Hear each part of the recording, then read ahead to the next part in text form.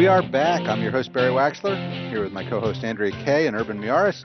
And we have our final guest of the day, Mr. Tim Bacino from Brookside Winery and Gen7 Wines. Welcome, Tim. Thank you. Thank you for having me. It's a pleasure being here. Great. So tell us, you have quite a history over here with the winery. Tell us a little bit about your background. Well, it started in 1832 with my great-great-great-uncle Théophile Vacher, who left France. I was going to say, you don't look that old. Yeah, but say that name again. That was too fabulous. You don't look that old. I know. It's the wine. Yeah. Right? Théophile Vacher is my great-great-great-great, that's four greats, uncle. Four greats. Wow. And he left France for a better life, and he came to California and ended up in Northern California in a little area called Monterey, familiar, and in particular Hollister. Wow. And there he purchased 250 acres and planted the very first commercial vineyards in California.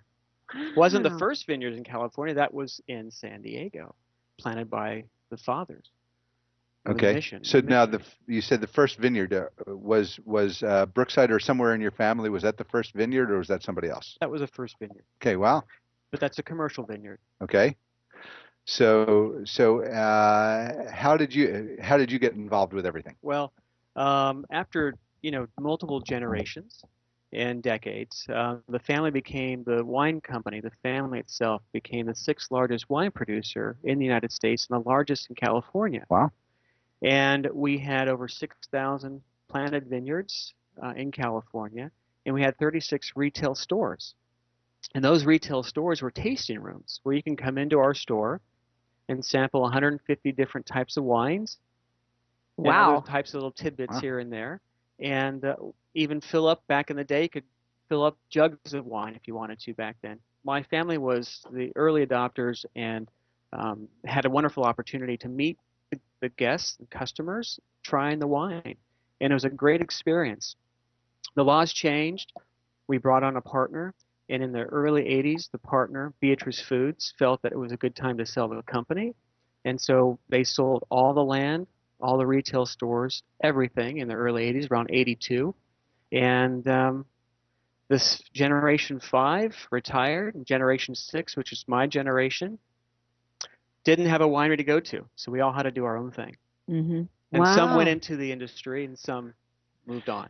And now we're getting into Generation 7, which would be somebody else, wouldn't that? It would be, yes. It's my daughter. And I resurrected the family company for a couple reasons. One of which is find what you do that's passionate, what you're passionate about, and do it.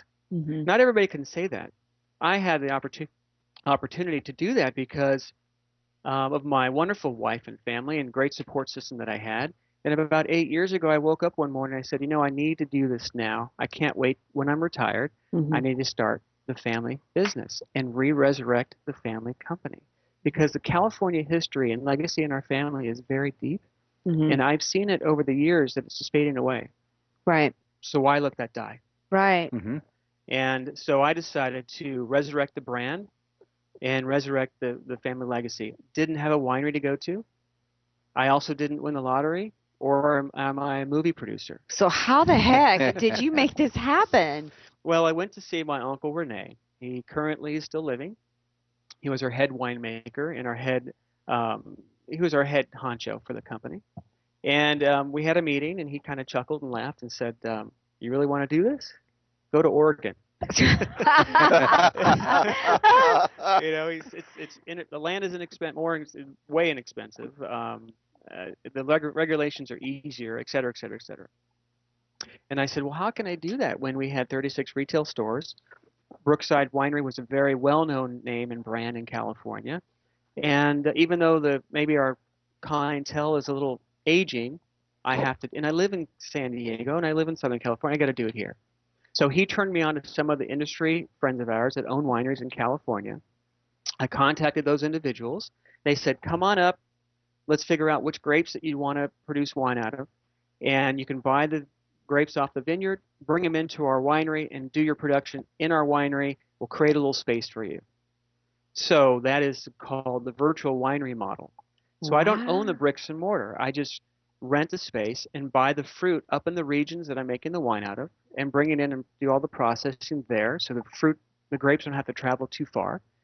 And once it's ready to be bottled, we bottle it and Well, that's send it down. amazing. Wow. A bad analogy, but you're like a hairdresser who rents a booth in a salon. That's fantastic. Right. That's a good analogy. Yeah, we've talked about it on the show before about businesses generally go 3 generations, then they fall apart. Right. You know, first generation builds it, second one grows it, and third one spends it. Yeah. And you know, Tabasco is an example which we brought up in a previous show. So your genes or DNA is good on your side. I'll just say that. Thank you. Very unusual, and to be commended, and especially to be here in San Diego. Thank you. What a great PBS special that would be. Huh? That's Just say right. the generations. Or a reality show. Yeah. Like, seriously. Right, yes. I think it would be a fabulous reality Funny you're Uh, saying that. We've been talking about that for the last few years when we were resurrecting this, saying this could be turned into a reality show. Do we have the right market to do this and right funding to do this? So we're still kicking around some ideas, but right now I'm making great wines. They are winning awards. I make small productions, so I'm a boutique wine company. Yeah, well, tell us Tell us about your about wines. Wines, What the you're awards. producing. Well, Yeah, that's why you're here, right? Right. Right, Okay, exactly. let's go. So I make wine in 8 wineries in California, from Napa all the way down to even Temecula. I recently just won 2 weeks ago, best in class for the region of California out of Temecula, a rosé, which is one of the most spectacular rosés that you'll have this summer. The wine that I brought today is one from out of my Lodi facility. It's called Rota Morocco. It's been a very popular Cabernet Zinfandel Petit Syrah blend, and it's also won awards as well. So I've been very, very blessed. My biggest award so far has been the double gold that I received for my Chardonnay, which is the Central Coast or Central Santa Barbara County Chardonnay that I produced, 2012. So much so, I won a double gold in San Francisco at the San Francisco Chronicle Wine Competition. It's the largest wine competition in California, and I'm competing with the big guys. And received this double gold. Since then, restaurants like Mr. A's, Mille Fleurs are buying my wines and Chardonnays, and they're really, really loving it. So I've been very blessed in that avenue. Wow. Well, fantastic. with us consumers, how should we expect the wine industry, especially in California, to be with the drought that's going on right now? Well, that's a great question.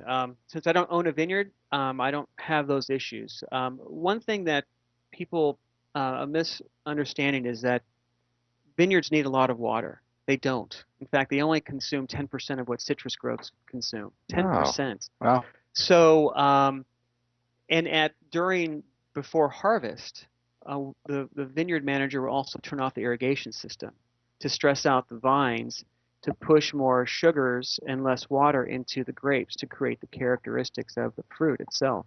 Because it makes the vine work harder? It makes the vine work harder. When you give the vine too much water, it gets lazy. It produces lots of leaves and big, fat, kind of flabby grapes. So water usage or lack thereof is a trick that the vineyard managers do throughout the season.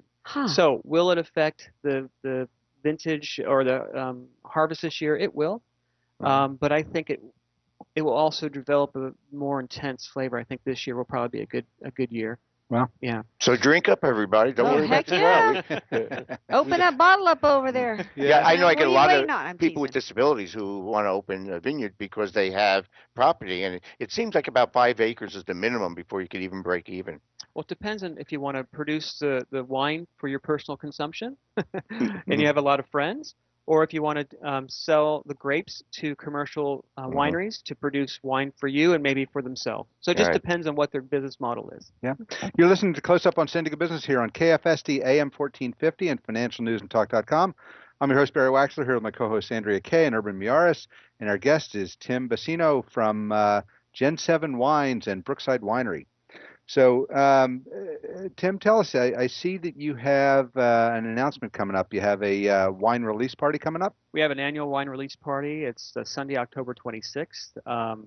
Last year we had about 115 folks, and this year we're expected to surpass that. And it's in Rancho Santa Fe.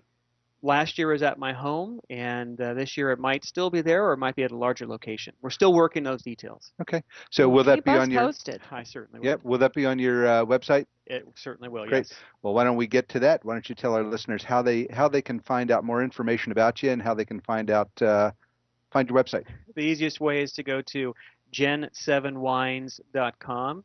All the information is there. The wines that we have, you can order online. It also tell you the retail partners that we currently have. And you could also call me direct. The great thing about my company is you get a hold of me, the owner, and I could take care of anything that you need. And tastings. If people want to go and do a tasting, where can they go? It's a great question. We're still trying to find a location for the perfect tasting opportunity. We want to keep it in Rancho Santa Fe or in the North County area since we're out of there. And we're still working on a location. We found a few, but we're still working with landlords that aren't as easy as we thought they would be to work with. I live North County, so maybe I'll just buy a bottle or two and do my own tasting at home. We do private tastings you do? set up for companies and individuals that want to bring in, say more than 10 people. We can do private tastings. I got a technical question. Yes. Why do they have flowers at the end of the vineyards? Those are for, it's all about biodynamics and the bugs. You also see the vineyards will have mustard seeds also at the in the middles. So those bugs that love mustard seeds or roses will help protect the vineyard. Is it a warning? No, not at all. It's okay. it's they're using the bugs that love the rose plants, rose bushes, that also can eat the pests that are on the vines. Uh-huh. And also beauty as well. It's so much prettier with a rose bush in the front. Absolutely. Nothing So wrong with that. don't pick beauty. the flowers. Don't pick the flowers. Yeah. Exactly. Or the fruit. Yeah, or the fruit. There you got it.